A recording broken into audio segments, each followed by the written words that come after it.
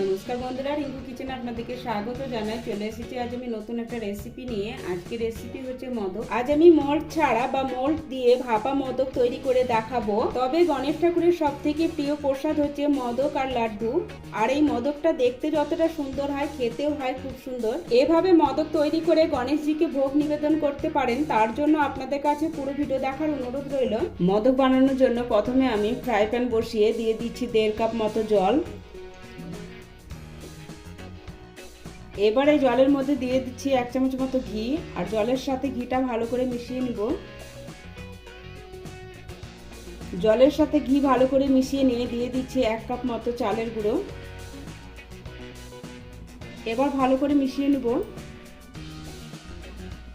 1 cup চালের গুঁড়োর জন্য 1.5 কাপ জল ব্যবহার করতে হবে। জলের সাথে চালের গুঁড়োটা ভালোভাবে মিশিয়ে নিয়েছি আর গ্যাসটা বন্ধ করে দিলাম। এবার ঢেকে 10 থেকে 15 মিনিটের জন্য এভাবে রেখে দিব। এবার একটা ফ্রাই প্যান বসিয়ে ফ্রাই প্যানের মধ্যে দিয়ে দিলাম 1 চামচ ঘি। ঘি গরম হলে ঘিয়ের মধ্যে দিয়ে দিচ্ছি 1 কাপ কুড়ানো নারকেল। নারকেলটা আমি আগে কুড়িয়ে রেখেছিলাম। এবার ঘিয়ের সাথে ভালো করে নারকেলটা মিশিয়ে নিব। ঘিয়ের সাথে নারকেলটা ভালো করে মিশিয়ে নিয়েছি। এবার নারকেলটা এভাবে একটু নাড়াচাড়া করে শুকনো করে নেব। নারকেলটাকে শুকনো করে নিয়েছি। এবার দিয়ে দিচ্ছি 1/2 চামচ মতো এলাচ গুঁড়ো। আর এলাচ গুঁড়ো দেওয়ার কারণে মোদকের সুন্দর ফ্লেভার আসবে। এলাচ গুঁড়োর সাথে ভালো করে মিশিয়ে নিব। এলাচ গুঁড়োর সাথে ভালো করে মিশিয়ে নেওয়ার পর দিয়ে দিচ্ছি 1/4 কাপ গুড়। গুড়টা আমি ছোট ছোট টুকরো করে কেটে নিয়েছি। এবার গুড়ের সাথে নারকেলটা ভালো করে মিশিয়ে নিব। গুড়ের সাথে নারকেলটা ভালো করে মিশিয়ে নিয়েছি। এবার 2-3 মিনিট রান্না করে নেব। 2-3 মিনিট রান্না করে নিয়েছি। এবার গ্যাস বন্ধ করে এভাবে কিছু সময় রেখে দিব ঠান্ডা হওয়ার জন্য। 15 মিনিট পর চালের আটাটা একটা প্লেটের মধ্যে ঢেলে নিয়েছি। এবার আমি হাত দিয়ে মেখে নিব। আটাটা মাখার সময় হাতে এভাবে লেগে যাবে, তখন অল্প একটু ঘি লাগিয়ে স্মুথ করে আটাটা মেখে নিব।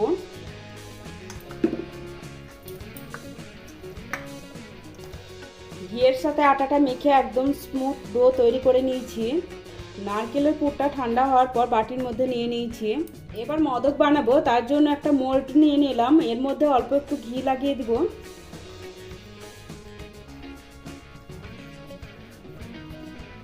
ঘি লাগিয়ে নিয়েছি। এবার মোল্ডের মধ্যে আটা ভরে দিব।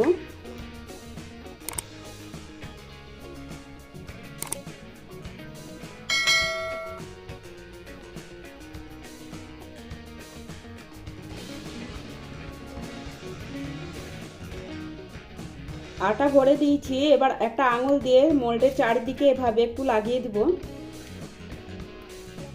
আর মাঝখানটায় গর্ত করে দিব। আঙুল দিয়ে মোল্ডের চারিদিকটা আটা খুব সুন্দর করে লাগিয়ে নিয়েছি। এবার মাঝখানে নারকেলের পুরটা দিয়ে দিব। নারকেলের পুরটা দিয়ে দেওয়ার পর এবার অল্প একটু আটা পিছন দিক দিয়ে লাগিয়ে দিব। এভাবে আটাটা চ্যাপটা করে লাগিয়ে দিচ্ছি।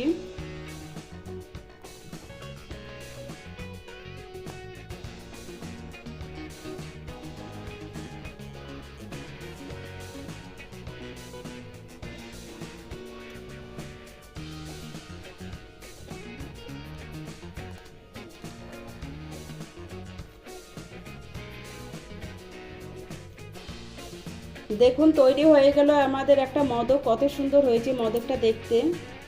মোল্ড ছাড়া কি করে মোদক বানাবেন আমি আপনাদের দেখিয়ে দিচ্ছি। দেখুন, প্রথমে 2 হাতের মাঝখানে আটাটা রেখে এভাবে গোল করে নিলাম। এবার বাটির মতো শেপ দিয়ে নিব।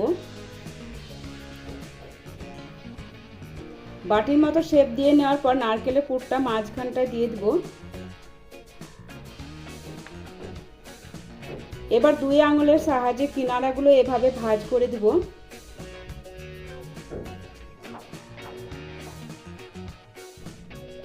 এবার লম্বাটি করে মোদকের শেপ দিয়ে নিব। আর হাতে অবশ্যই ঘি নয়তো জল লাগিয়ে নেবেন মোদকটা বানানোর সময়।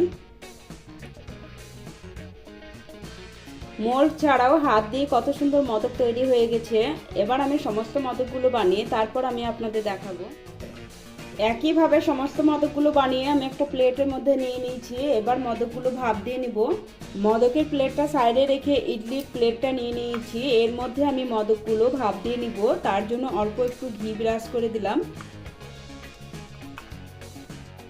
ঘি ব্রাশ করার কারণে মোদকগুলো নিচে লেগে যাবে না। এবার আমি একে একে মোদকগুলো বসিয়ে দিচ্ছি।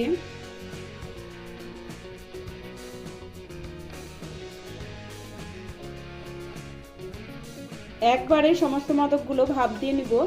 আগে আমি ঢাকনা দিয়ে কড়াইতে জল গরম করতে বসিয়ে দিয়েছিলাম আর জলটা ভালোভাবে গরম হয়ে গেছে। এবার ইডলির প্লেটটা বসিয়ে ঢাকনা দিয়ে 15 মিনিট মিডিয়াম ফ্লেমে ভাপ দিয়ে নিব।